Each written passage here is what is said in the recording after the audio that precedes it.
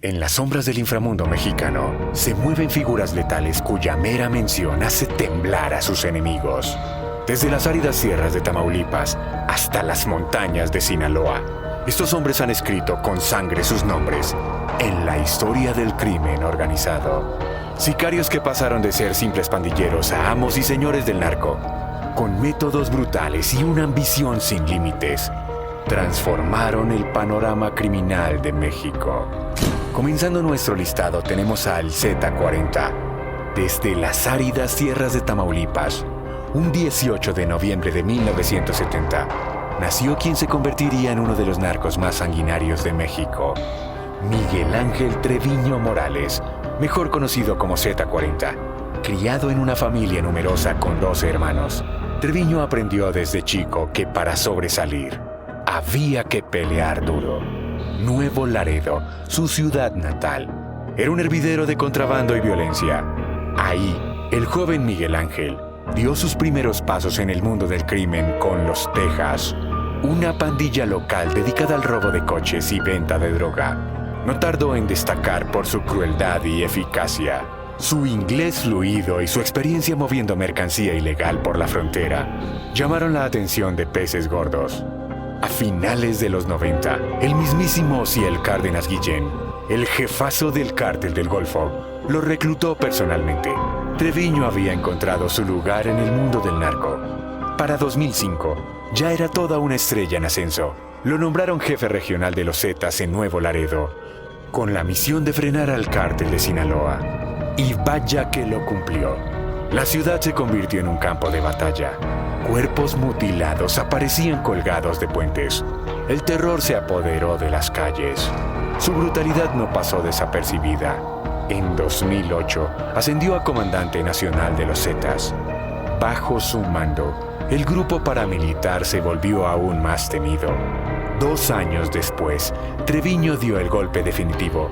Declaró la independencia de los Zetas del cártel del Golfo. La guerra total había comenzado. No por nada le decían el verdugo.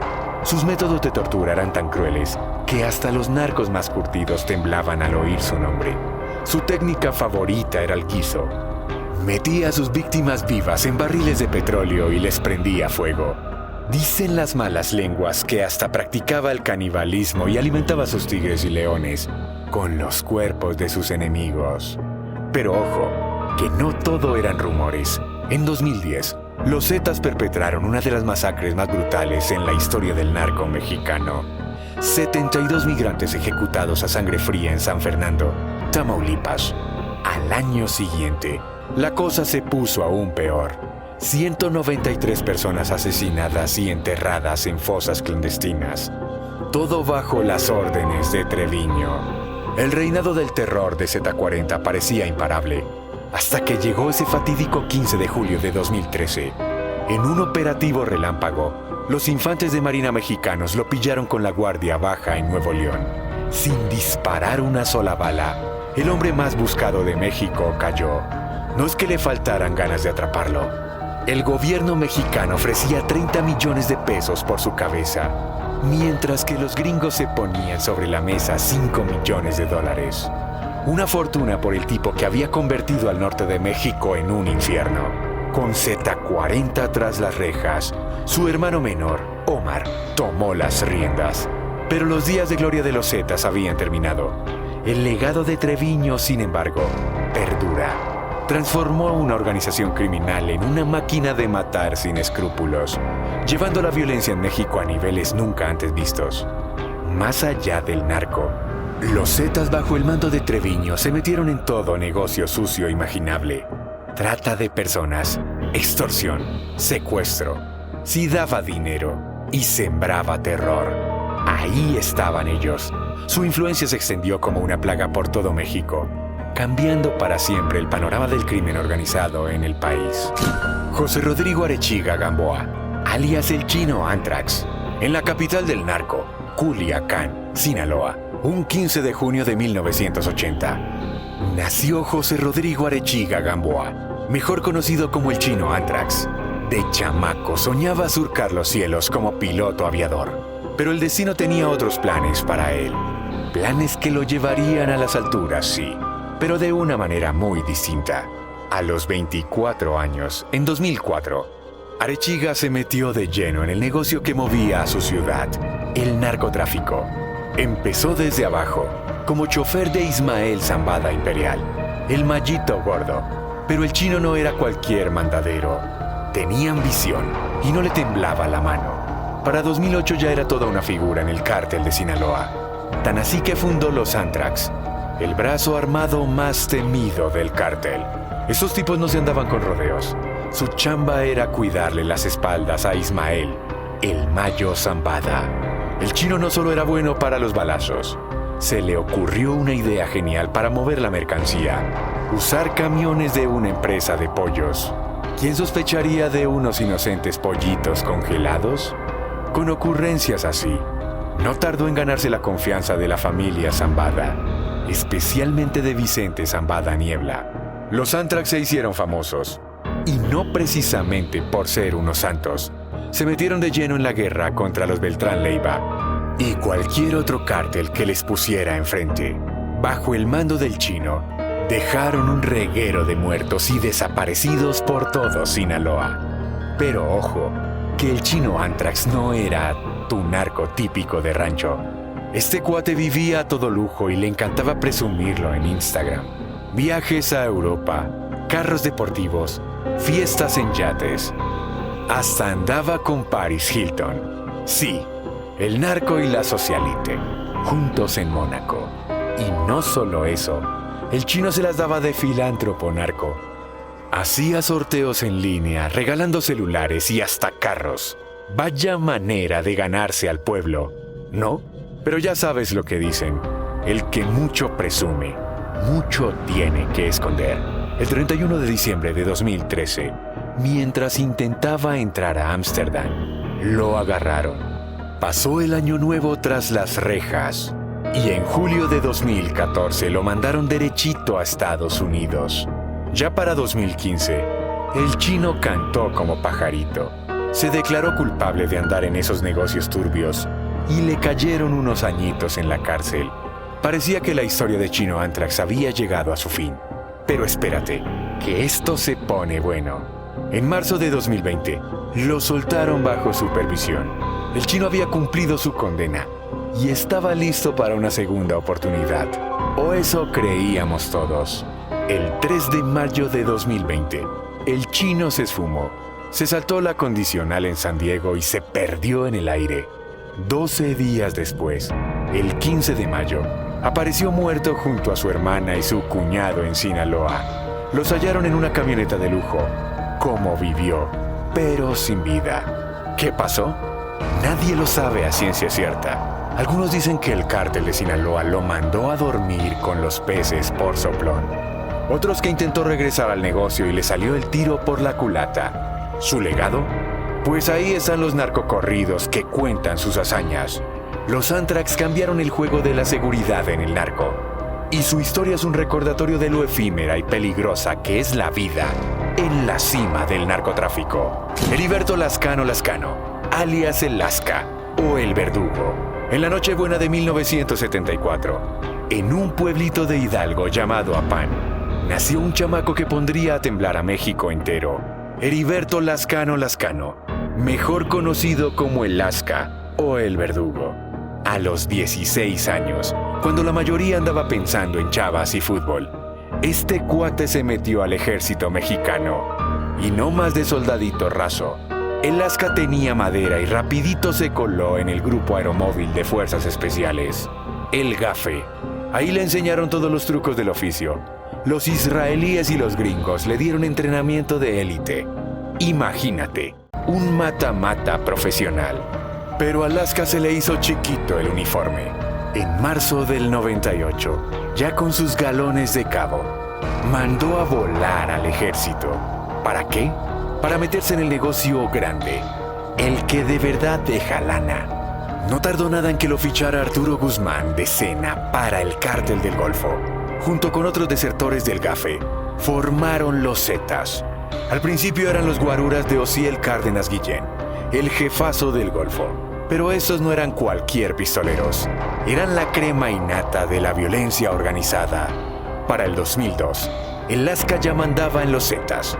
Un año después, cuando agarraron a Ociel, estos tipos dijeron: ahora nos toca a nosotros. Se independizaron de facto y en 2010 mandaron al carajo al cártel del Golfo.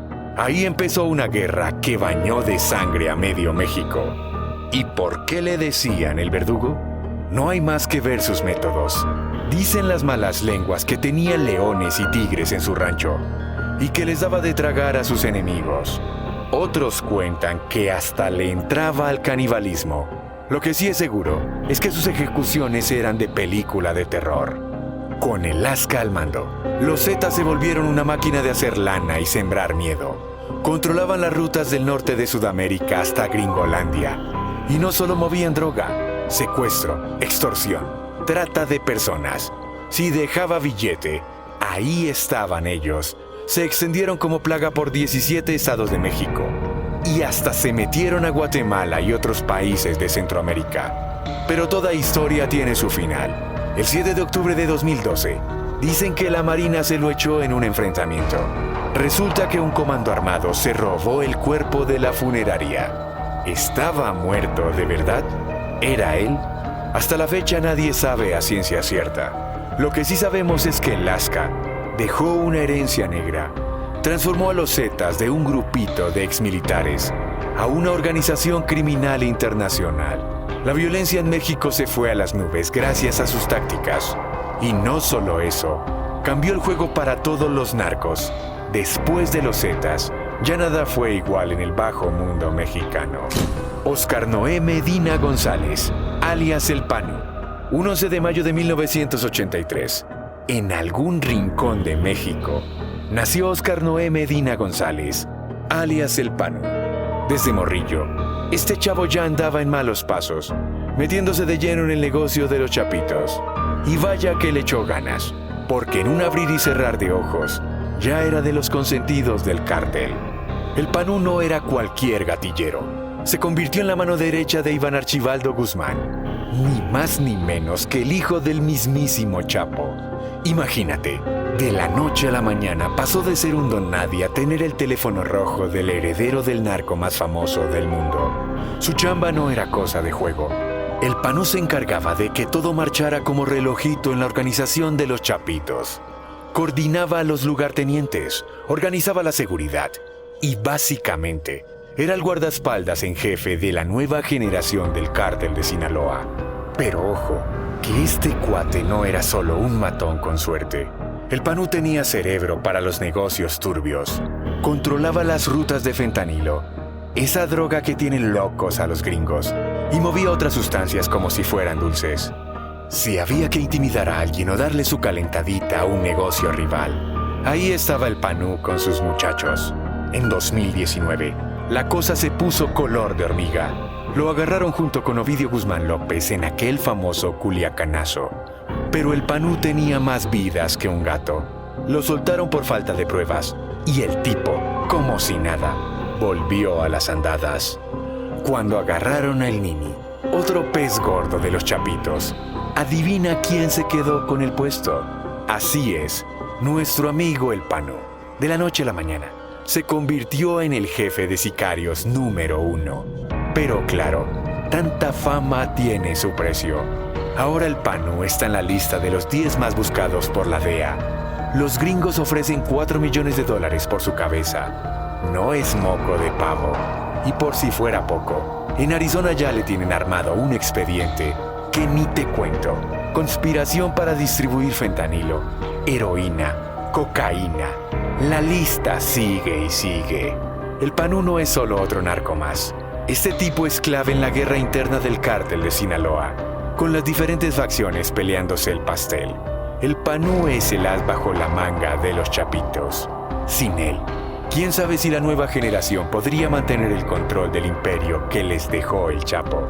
Aureliano Guzmán Loera, alias El Guano. Allá por los 40, en La Tuna, un pueblito perdido en Baridajuato, Sinaloa, nació Aureliano Guzmán Loera, alias El Guano. Nadie sabe la fecha exacta, Pero lo que sí sabemos es que este cuate es hermano mayor del mismísimo Chapo Guzmán. Imagínate, criarse en una familia de agricultores y terminar siendo uno de los narcos más buscados del mundo. Vaya giro del destino, ¿no? El guano no perdió el tiempo. Mientras otros chamacos jugaban canicas, él ya le estaba entrando al negocio de la mota en la sierra de Sinaloa. Eso sí, durante años se mantuvo en las sombras, dejando que su hermanito el Chapo se llevara los reflectores. Pero ya sabes lo que dicen: el pez por su boca muere. Y el Chapo terminó tras las rejas en 2016. Ahí fue cuando el guano dijo: ahora me toca a mí, y salió de su madriguera. Este viejo zorro no se anda con chiquitas. Controla el famoso Triángulo Dorado, esa zona entre Sinaloa, Durango y Chihuahua, donde la ley es lo que él diga. Su grupito, la gente del guano, o GDG, para los cuates, maneja todo. Desde la siembra de amapola hasta el tráfico de coca, pasando por el fentanilo y las mentadas metanfetaminas. Pero ojo, el guano no es precisamente un abuelito bonachón. En 2015, corrió el rumor de que su medio hermano Ernesto andaba de soplón. ¿Qué hizo el guano? Ni más ni menos que mandarlo al otro barrio. Así nomás, sin anestesia. Y si crees que eso es heavy, en 2016 mandó atacar un convoy militar para rescatar a uno de sus sicarios. El saldo: 5 soldados muertos y 10 heridos. Nada personal, solo negocios, dirá él. Como si no tuviera suficientes broncas con la ley. El guano anda en pleito casado con sus sobrinos, los Chapitos. Es la clásica pelea familiar por la herencia. Solo que aquí la herencia es un imperio del narco.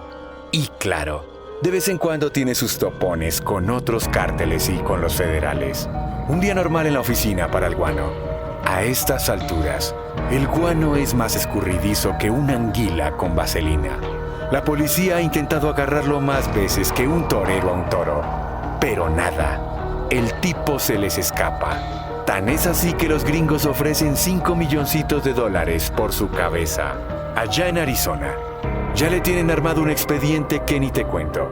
Al final del día, el guano es como la mala hierba. No hay quien lo arranque. Mientras los demás capos van cayendo como moscas, este señor sigue controlando la sierra como si nada. Es el último de los mochicanos, el que mantiene vivo el negocio familiar de los Guzmán. Y así llegamos al final de ese viaje por el submundo del narco mexicano.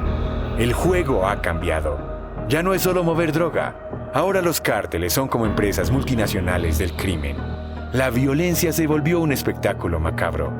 Y el negocio se diversificó a lo bestia. ¿El futuro? Pues mientras haya demanda de drogas y pobreza, esto no se va a acabar. Es como jugar al gato y al ratón, pero con consecuencias mortales. Al final, queda la pregunta: ¿hasta cuándo? ¿Cuánta sangre más tiene que correr?